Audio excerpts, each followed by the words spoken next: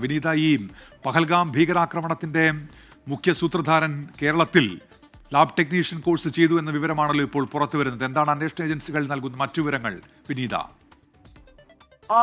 ഉന്മേഷി, മുഖ്യ സൂത്രധാരൻ കേരളത്തിൽ പഠിച്ചതായുള്ള ചില വിവരങ്ങളാണ് ഇപ്പോൾ പുറത്തു വരുന്നത്.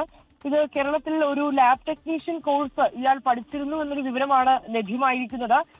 ഇത് സംബന്ധിച്ച് എവിടെയാണെന്നോ അല്ലെങ്കിൽ ഏത് ഇൻസ്റ്റിറ്റ്യൂഷനിലാണ് ഇത് പഠിച്ചത് ഉൾപ്പെടെയുള്ള കാര്യങ്ങൾ ഇപ്പോൾ വ്യക്തമായിട്ടില്ല. കേരളത്തിലും ഇയാൾ പഠനം നടത്തിയിരുന്നു എന്നൊരു വിവരം മാത്രമാണ് ഒരു പ്രാഥമിക വിവരം മാത്രമാണ് നമുക്കിപ്പോൾ ലഭ്യമായിരിക്കുന്നത്.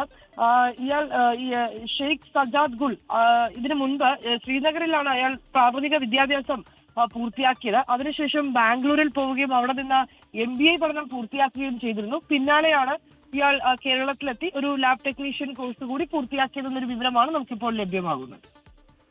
ശരി വിനീത വിജിയാണ് വിവരങ്ങൾ നൽകിയത്. പഹൽഗാം ഭീകരാക്രമണത്തിന്റെ മുഖ്യ സൂത്രധാരനായ സജാദ് ഗുൽ കേരളത്തിലെത്തി ഇവിടെ ഒരു കോഴ്സ് ചെയ്തു, ലാബ് ടെക്നീഷ്യൻ കോഴ്സ് എന്ന വിവരം ഇപ്പോൾ അന്വേഷണ ഏജൻസികൾ നൽകുന്നുണ്ട്. ശ്രീനഗറിലായിരുന്നു പ്രാഥമിക വിദ്യാഭ്യാസം പൂർത്തിയാക്കിയത് സജാദ് ഗുൽ.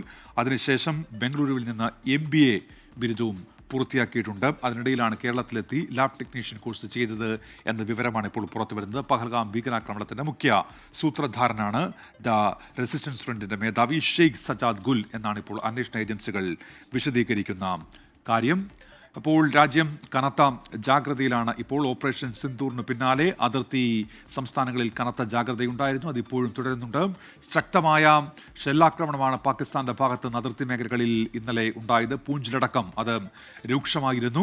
അവിടെ ഒരു ജവാന് വീരമൃത്യു ഉണ്ടാവുകയും ചെയ്തു. പക്ഷേ നിലവിൽ സ്ഥിതിഗതികൾ ശാന്തമാണ് എന്നാണ് അതിർത്തിയിൽ നിന്ന് വരുന്ന റിപ്പോർട്ടുകൾ. കാര്യമായ പ്രകോപനം പാകിസ്ഥാന്റെ ഭാഗത്ത് നിന്ന് ഇപ്പോഴുണ്ടാകുന്നില്ല എന്നുള്ളതാണ് അവിടെ നിന്ന് പുറത്തു വരുന്ന വാർത്ത. പക്ഷേ പൂഞ്ചിലുണ്ടായ ഷെല്ലാക്രമണവുമായി ബന്ധപ്പെട്ട കൂടുതൽ വിവരങ്ങൾ പുറത്തു വരുന്നുണ്ട്. അവരുടെ ഗുരുദ്വാര അടക്കം പാക് ഷെല്ലാക്രമണത്തിൽ തകർന്നിരുന്നു. വീടുകളൊക്കെ തകർന്നിട്ടുണ്ട്. അവിടെ നിന്ന് ആളുകളെ സുരക്ഷിത കേന്ദ്രങ്ങളിലേക്കൊക്കെ മാറ്റിയിട്ടുണ്ട്. ജനജീവിതം സാധാരണ നിലയിലേക്ക് മാറുന്നു ഈ പ്രദേശങ്ങളിലൊക്കെ.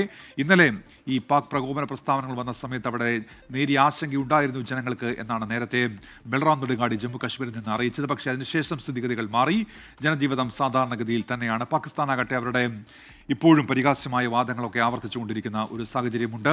ഇന്ത്യൻ വിമാനം വെടിവെച്ചിട്ടു എന്നുള്ള അവരുടെ വാദം അത് CNN-നോടും ആവർത്തിക്കുന്നുണ്ട് പാകിസ്ഥാന്റെ പ്രതിരോധ മന്ത്രി എന്നുള്ള വിവരം അല്പസമയം മുൻപ് പുറത്തു വന്നിരുന്നു. ഇതിനിടയിൽ ഇപ്പോൾ വിനീത വിജി അറിയിക്കുന്ന ഒരു വാർത്ത, ദേശീയ സുരക്ഷാ ഉപദേഷ്ടാക്കൾ തമ്മിൽ ചർച്ച നടത്തിയെന്ന ആരോപണവുമായി പാകിസ്ഥാൻ ഇപ്പോൾ വരുന്നു. പാകിസ്ഥാന്റെ സുരക്ഷാ ഉപദേഷ്ടാവ് അസീം മാലിക് അജിത് ദോവലുമായി സംസാരിച്ചു എന്നാണ് പാകിസ്ഥാൻ ഇപ്പോൾ പറയുന്നത്.